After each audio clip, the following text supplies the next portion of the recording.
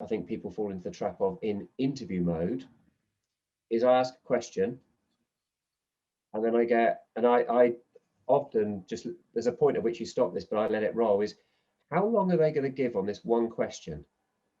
Right, I've asked a question, no one ever asks, that's interesting, give me some context, why are you asking that question?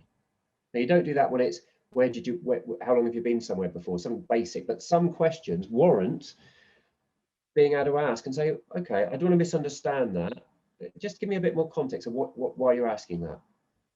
Buys you time to think and shows you that it's a two-way thing.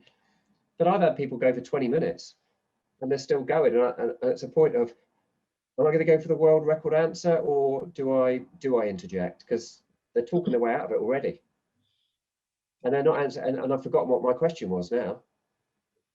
Right, so it's, for me, it should be a conversation. Forget it's an interview. You're both figuring out if there's a good match here where you can bring value to each other. And I think where I'd advise people is be careful right now. Some people have been furloughed for a long time, whatever.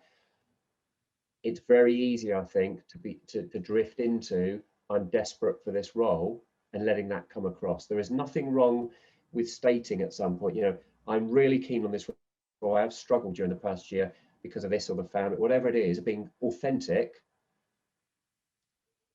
but don't let it take control of your behavior. And I've watched it happen, and you feel for people, but you don't want to see that it's taken over them. Right? Give an answer and make it a conversation, a chat. You know, so yeah, and I'm really, can I ask you a question then? When they've asked you a question, do you mind if I ask you a question? Don't let it all be, here's all their questions, and right at the end, do you have any questions? Yeah, I've got some questions. You're being subservient. Why are you being subservient? Because they've got a job and you want it.